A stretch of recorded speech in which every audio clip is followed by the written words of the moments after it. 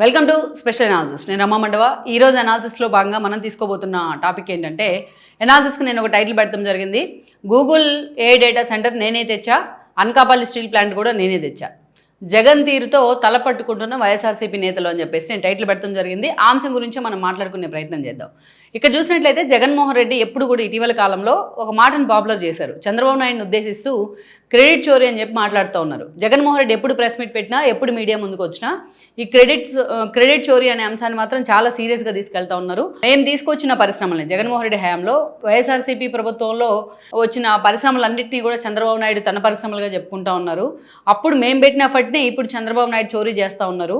ఏం చేయకపోయినా చంద్రబాబు నాయుడు మాత్రం ప్రచారం చేసుకోవడంలో క్రెడిట్ చోరీలో ముందుంటారు అని చెప్పేసి జగన్మోహన్ రెడ్డి ఎక్కడికి వెళ్ళినా పదే పదే ఇదే అంశాన్ని హైలైట్ చేస్తూ ఉన్నారు. కానీ ఈ రోజు జగన్మోహన్ రెడ్డి చేస్తున్న పనులు చూసిన తర్వాత అది క్రెడిట్ చోరీ కూడా కాదు, అది క్రెడిట్ ఎత్తేయడం పూర్తి స్థాయిలో. చోరీ అయితే కొంచెమే చోరీ చేసి మిగిలింది ఉంచుకుంటారేమో, కానీ ఇది క్రెడిట్ క్లెయిమ్ చేసుకోవడం అంటారు దీన్ని జగన్మోహన్ రెడ్డి చేసేదాన్ని. ఇవాళ చూసినట్లయితే జగన్మోహన్ రెడ్డి ఏ ఇష్యూలోనైనా సరే ప్రభుత్వం వైపు నుంచి ఏదో ఒక సంస్థనో ఒక పరిశ్రమనో రాష్ట్రానికి తీసుకొచ్చే ప్రయత్నంలో అటు లోకేష్ కానీ ఇటు చంద్రబాబు నాయుడు కానీ ఎఫర్ట్ పెడితే ఒక 2 రోజుల గ్యాప్తో దాన్ని ఫస్ట్ వ్యతిరేకిస్తారు వైఎస్ఆర్సీపీ వాళ్ళు. ఎంత సీరియస్గా వ్యతిరేకిస్తారంటే సదరు పరిశ్రమలకి భూ కేటాయింపుల దగ్గర నుంచి water resources, power resources, GST exemptions అన్నిటి మీద గాయగత్తరు చేస్తారు. మొత్తం గొడవ చేసి దాని మీద ఒక నెగిటివ్ క్యాంపెయిన్ రన్ చేసిన తర్వాత ఇంకా అది వర్కౌట్ కాదు అది. ఎందుకంటే ఈరోజు సోషల్ మీడియా ఈ స్థాయిలో ఫ్లేరప్ అవుతున్న పరిస్థితుల్లో అసలు ఏది నిజం ఏది అబద్ధం అనేదాన్ని within fraction of seconds social media పట్టేసుకుంటూ ఉంది. దానితోటి టీడీపీ ఫ్యాక్ట్ చెక్ విభాగం కూడా అంతే పనిచేస్తూ ఉంది.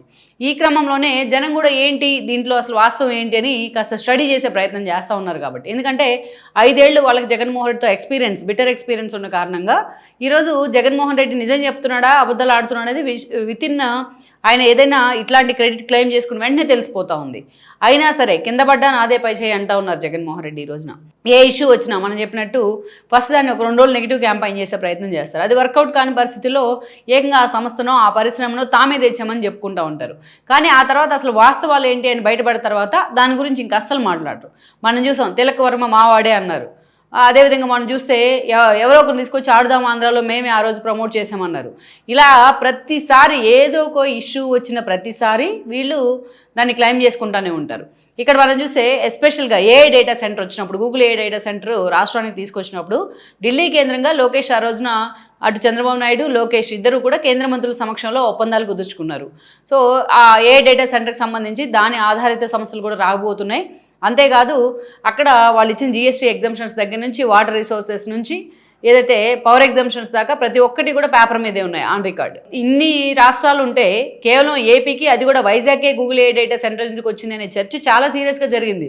సుందర పిచాయ్ తమిళనాడు అయినా సరే, కానీ ఏపీలో ఎందుకు గూగుల్ వచ్చింది అనేది తమిళనాడులో స్టాలిన్ ప్రభుత్వానికి కూడా అది వ్యతిరేకంగా మారింది. ఈవెన్ బెంగళూరు లాంటి చోట అక్కడ ఎమ్యూనిటీస్ గురించి చర్చ జరుగుతున్న సమయంలో అక్కడ రోడ్లను కానీ వాటి అధ్వాన స్థితి గురించి అందరూ చాలా పెద్ద పారిశ్రామికవేత్తలు, ఐటీ కంపెనీస్ కూడా సీరియస్ అవుతున్న సమయంలో రాష్ట్రానికి అది కూడా వైజాగ్ ఏ డేటా సెంటర్ వచ్చింది. సో అందరి ఫోకస్, ప్రపంచం మొత్తం ఫోకస్ కూడా ఆ రోజున ఏపీ మీదే ఉంది. ఆ డేటా సెంటర్ తీసుకురావడానికి తాను 13 నెలలు ఎంత కష్టపడ్డాను అనేది లోకేష్ వివరించి చెప్పారు. ఆ ప్రతినిధులు తీసుకురావడం కాదు, వాడు ల్యాండ్ ఎలకేషన్ చేయడమే కాదు, అక్కడ వాళ్ళకి వివరించి చెప్పడం, పదే వాళ్ళని కలవడం, ఏదైతే బైలాస్ మార్చుకోవడానికి కొన్ని కేంద్ర ప్రభుత్వానికి సంబంధించి కొన్ని పాలసీ మేకింగ్లో కూడా కొంచెం తేడా ఉంది కాబట్టి దాన్ని మార్చుకోవాలి, ఏపీకి ఆ పరిశ్రమ రావాలంటే లోకేష్ ఎఫర్ట్ పెట్టారు.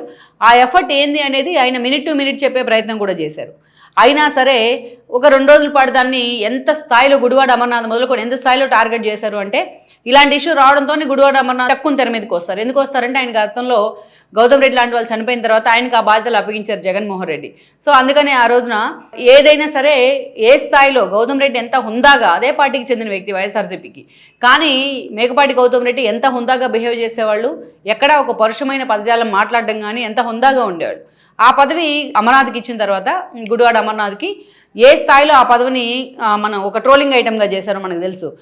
అక్కడ మనం చూస్తే ఎప్పుడు వస్తాయి వైజాగ్ పరిశ్రమలు అంటే, ఇప్పుడే కదా దావోస్కి వెళ్ళి వచ్చాను వస్తాయని చెప్పకుండా ఆయన ఏం చెప్పారంటే కోడి గుడ్డు పెట్టాలి, ఆ తర్వాత పొదగాలి, చాలా టైం పడుతుందని కూడా చెప్పారు. ఫార్ములా 1 రేస్కి అటెండ్ అయ్యి మరి ఆ రేసింగ్లో పాల్గొంటా. అండ్ వన్ మోర్, దావోస్కి ఎందుకు వెళ్ళలేదంటే అక్కడ చలి ఎక్కువగా ఉంటుందన్నారు. దాన్ని ఆ రోజు లోకేష్ కూడా ట్వీట్ చేయడం జరిగింది. ఈ రోజు ఇలాంటివన్నీ ఉన్నాయి ఆ రోజు. ఎందుకంటే వాటన్నిటికీ కప్పిపుచ్చడానికి ఈ రోజు గుడివాడ అమర్నాథ్ ముందు పెట్టి మాట్లాడుతూ ఉంటారు. ఈ రోజు ఏది వచ్చినా రాష్ట్రానికి గుండెల మీద చేసి చెప్పుకోవాలి గుడివాడ అమర్నాథ్ ఏం చేసాం తాము గూగుల్ AI డేటా సెంటర్లో అని. 2 రోజులు దాన్ని తీవ్రంగా వ్యతిరేకించిన తర్వాత జగన్మోహన్ రెడ్డి వస్తారు యలహంక నుంచి తీరిగ్గా వచ్చి ఈ డేటా సెంటర్ నేనే తీసుకొచ్చాను, అదానితో వాళ్ళు గతంలో ఫోటోలు దిగింది, దానికి శంకుస్థాపన చేసింది.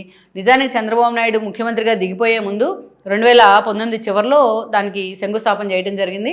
అదాని డేటా సెంటర్తో వాళ్ళు ఒప్పందాలు కుదుర్చుకున్న తర్వాత అక్కడ ఎలకేట్ చేసిన భూమిని కూడా జగన్మోహన్ రెడ్డి 500లకు తీసుకొచ్చారు, 500 ఎకరాలు. సో పూర్తి స్థాయిలో జగన్మోహన్ రెడ్డి దాన్ని ఎంత భ్రష్టు పట్టించాలో అంత భ్రష్టు పట్టించారు.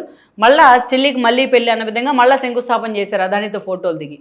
అది ఆ రోజు నేను తెచ్చిందే ఇప్పుడు చంద్రబాబు నాయుడు గొప్పగా చెప్పుకుంటున్నారు అన్నారు. అసలు గూగుల్ డేటా సెంటర్కి అదాని డేటా సెంటర్కి ఏమన్నా సంబంధం ఉండిందా? ఆఖరికి డేటా సెంటర్ అంటే అది గోడౌన్ తప్ప ఏమీ కాదని మాట్లాడారు కొంతమంది వెధవులు, నిజంగా వెధవులే. ఆ మాట్లాడిన తర్వాత జగన్మోహన్ రెడ్డి హఠాత్తుగా వచ్చేసి నేనే తీసుకొచ్చాను దాన్ని అన్న తర్వాత వైఎస్ఆర్సీపీ నోళ్లు మూతపడ్డాయి. PPA ఉంది, మెడికల్ కాలేజ్ ప్రైవేటీకరణ అంశం. దాని మీద కోటి సంతకాల సేకరణ దాకా వెళ్ళారు నర్సీపట్నం పర్యటన దగ్గర నుంచి. నేను 15 కాలేజీలు తీసుకొచ్చాను, ఆ 15 కాలేజీలు పునాదుల స్థాయిలోనే ఉన్నాయని చెప్పినా నమ్మరు జగన్మోహన్ రెడ్డి. ఆయన ఒక ఇల్యూజన్లో ఉంటారు. దాని మీద నానా హడావిడి చేసి గవర్నర్ దాకా కోటి సంతకాల సేకరణ అని చెప్పి హడావిడి చేశారు. తీరా ఆయన పార్టీ MP అయిన గురుమూర్తి ఇది సెంట్రల్ గవర్నమెంట్ స్కీమ్, అది సెంట్రల్ గవర్నమెంటే పలు రాష్ట్రాల్లో ఇంప్లిమెంట్ చేసే ప్రయత్నం చేసింది. కొంతమంది పార్లమెంట్ సభ్యులతో కమిటీని ఏర్పాటు చేసింది. వాళ్ళు అన్ని రాష్ట్రాలతో తిరిగి వచ్చారు. ఇది వైబిలిటీ ఉన్న మోడలే అని చెప్పి వాళ్ళు సజెస్ట్ చేశారు. వాళ్ళందరూ కలిసి ఒక బైలాస్ అన్ని కూడా ఇచ్చి ఇలా చేయొచ్చు అని చెప్పి సజెస్ట్ చేసి అందరూ సంతకాలు చేశారు, దాన్ని ఎండోర్స్ చేశారు. ఆ సంతకం చేసిన వాళ్ళు ఆ కమిటీలో ఉన్న వాళ్ళ కీలకమైన వ్యక్తి ఎవరంటే గురుమూర్తి. ఈ కోటి సంతకాల సేకరణ పూర్తయిన సమయంలో నడ్డా వచ్చారు రాష్ట్రానికి. అనంతపురంలో కార్యక్రమంలో పాల్గొన్న ఆయన PPP మోడలు చాలా వైబిలిటీ ఉన్న మోడలు, మీరు కనుక దాన్ని ఇంప్లిమెంట్ చేస్తే మీ ప్రభుత్వం నేను వైబిలిటీ ఫండ్కి కూడా కేంద్రం భరిస్తుంది దాన్ని అని చెప్పారు. వన్స్ దాని వెనుక మోడీ ఉన్నారు అని తెలిసిన తర్వాత, గురుమూర్తి తను డబుల్ క్రాస్ చేశారని తెలిసిన తర్వాత ఇంకా మెడికల్ కాలేజ్ అంశం మీద వీళ్ళు నోరు కూడా ఎత్తట్లేదు. అసలు ఒక దశ జన్జెడ్ ఉద్యమం రావాలని మాట్లాడిచ్చారు వాళ్ళు సోషల్ మీడియా ప్రతినిధులతో. ఏంటి మెడికల్ కాలేజ్ ప్రైవేట్ పరం చేస్తే జన్జెడ్ ఉద్యమం రావాలా? వీళ్ళే ఇంట్లో కూర్చోవాలి, ఈ జనరేషన్ పిల్లలు వచ్చి రోడ్లెక్కి ఉద్యమాలు చేయాలా? గతంలో ప్రత్యేక హోదా కోసం కూడా అంతే చేయించారు. 5 ఏళ్ళు అసలు ప్రత్యేక హోదా మాటే ఎత్తలేదు జగన్మోహన్ రెడ్డి. ఆ తర్వాత మనం చూసే ఈరోజు మళ్ళీ ఇంకొకటి, ఈరోజు మెటల్కి సంబంధించి నిప్పన్ అండ్ మెటల్ సంయుక్త భాగస్వామ్యంతో ఆర్సెల్ఆర్ మెటల్ అండ్ నిప్పన్ కంపెనీస్ ఈరోజు అంత పెద్ద స్టీల్ ప్లాంట్ శంకుస్థాపన జరిగింది. ఎంత అద్భుతమైన కార్యక్రమం ప్రభుత్వం వైపు నుంచి చంద్రబాబు నాయుడు, పవన్ కళ్యాణ్, లోకేష్ ఇనిషియేట్ చేశారు. అది రావడం వెనుక తన కష్టం ఎంత ఉంది అని లోకేష్ చెప్పే ప్రయత్నం చేశారు. నేను దావోస్ పర్యటనలో ఆదిత్య మెటల్ని కలిశాను 19లో. అతను నాకు అపాయింట్మెంట్ ఇవ్వడానికి కూడా అప్పుడు ఇష్టపడలేదు, కానీ అతన్ని కన్విన్స్ చేస్తే మీ రాష్ట్రంలో పెడతానికి మేము సుముఖంగా లేవని చెప్పారు. ఏ అవకాశం ఉన్నా మీరు ఒకసారి మా వైపు చూడండి అని చెప్పాను. బట్ నేను మళ్ళీ సెప్టెంబర్ 22న అతనితో జూమ్ కాల్లో మాట్లాడాను. అప్పుడు ఆ 30 నిమిషాల జూమ్ కాలే రాష్ట్ర గతిని మార్చేసింది. అప్పుడు ఆదిత్య మెటల్ కన్విన్స్ అయ్యారని చెప్పి లోకేష్ చెప్పారు. చెప్తే ఈరోజు జగన్మోహన్ రెడ్డి అది మేమే తీసుకొచ్చామని చెప్తా ఉన్నారు. గుడివాడ అమర్నాథ్ ప్రెస్ మీట్ పెట్టి ఈరోజు ఏం చెప్తా ఉన్నారు, జగన్మోహన్ రెడ్డి 22లో దావోస్ పర్యటనలకు వెళ్ళారు. ఆయన అక్కడ వెళ్ళి ఆదిత్య మెటల్తో ఒక ఫోటో ఉంది, అక్కడ కలిసిన ఫోటో. ఆ ఫోటో చూపించి ఆ రోజు మేము ఆదిత్య మెటల్తో స్టీల్ ప్లాంట్ కోసం అడిగాము, ఒప్పందం కుదుర్చుకున్నామని చెప్తున్నారు. ఒప్పందం కుదుర్చుకుంటే ఒప్పంద పత్రాలు ఎక్కడ ఉన్నాయి? చూపించలేదే ఇప్పుడు దాకా. అవి చూపించాలి కదా గుడివాడ అమర్నాథ్. పాలిటెక్ పార్క్ మేము తీసుకొస్తే చంద్రబాబు నాయుడు వ్యతిరేకించారని చెప్తా ఉన్నాడు. ఈరోజు మొన్నే పాలిటెక్ పార్క్ కోసం అక్కడ లోకల్ వాళ్ళు కొంతమంది ధర్నా చేస్తుంటే వాళ్ళతో పాటు ఈ గుడివాడ అమర్నాథే దాన్ని లీడ్ చేసే ప్రయత్నం చేశారు. ఈ రోజు మళ్ళీ ఆ పరిశ్రమ గురించి మాట్లాడుతూ ఉన్నాడు ఆయన. ఆయన ధర్నా చేసిన విజువల్స్ కూడా ఉన్నాయి. అంతేకాదు ఇక్కడ చూసినట్లయితే ఈరోజు మరి ఆదిత్య మెటల్తోని, లక్ష్మీనారాయణ మెటల్తోని వీళ్ళు కన్విన్స్ అయ్యి రాష్ట్రానికి స్టీల్ ప్లాంట్ తీసుకొస్తే మరి శంకుస్థాపనలు నేను వాళ్ళు ఎందుకు లేరు? కనీసం ఆదిత్య మెటల్ కానీ అదేవిధంగా లక్ష్మీనారాయణ మెటల్ మాట్లాడే క్రమంలో ఆ రోజు జగన్మోహన్ రెడ్డి ఇనిషియేట్ చేశారని వాళ్ళు ఒక మాట కూడా ఎందుకు చెప్పలేదు? లోకేష్ పట్టుదలను వాళ్ళు ప్రశంసించారు, ప్రభుత్వం ఇస్తున్న రాయితీల గురించి చెప్పారు. ఈవెన్ కుమారస్వామి లాంటి తండ్రికి దగ్గర తనయుడు లోకేష్ ఇంత కన్విన్స్ చేశారు మమ్మల్ని అందరినీ అని ఆయన మాట్లాడారు. కేంద్ర ప్రభుత్వం తన పాలసీలు మార్చుకోవడంలో కూడా లోకేష్ కీలక పాత్ర పోషించారని చెప్పి కుమారస్వామి డీటెయిల్గా చెప్పారు. మరి జగన్మోహన్ రెడ్డి గురించి ఎందుకు చెప్పలేదు ఎవరు కూడా అదే వేదిక మీద ఉన్న వాళ్ళు? కనీసం మెటల్ అయినా చెప్పాలిగా. ఆదిత్య మెటల్ అవును ఆ రోజు ఫస్ట్ నన్ను జగనే కలిశాడు, జగన్ వల్లే మేము వచ్చామని చెప్పుకోవాలి కదా వాళ్ళు. సో ఇది ఫోటోలు దిగటం వేరు. దావోస్ పర్యటనకి వెళ్ళాలంటే అక్కడ చల్లుందని మాట్లాడారు వీళ్ళే. అలాంటిది వెళ్ళి ఫోటోలు దిగిరావడము, వచ్చిన తర్వాత చికెన్ షాపులు, మటన్ షాపులు, చేపల మార్కెట్లు పెడతాం వేరు. వాటికి వీటికి మధ్య జమీన్ ఆస్మాన్ ఫరక్ తేడా ఉంది. ఈరోజు ఆ స్థాయిలో స్టీల్ ప్లాంట్ వస్తాం నిన్నటిదాకా దాన్ని వ్యతిరేకించారు వీళ్ళు. వైజాగ్ స్టీల్ ప్లాంట్ మూతేయడానికే దీన్ని తెస్తున్నారన్నారు. ఆల్రెడీ వైజాగ్ స్టీల్ ప్లాంట్ ప్రాఫిట్లోకి వచ్చింది 50 crores. అది తెలుసుకోవాలి ముందు జగన్మోహన్ రెడ్డి. అంతేకాదు ఇక్కడ ఎన్నో సంస్థలు ఉంటాయి, ఒకటి వచ్చినంత మాత్రం ఇంకోటి మూతపడుతుందని కాదు కదా.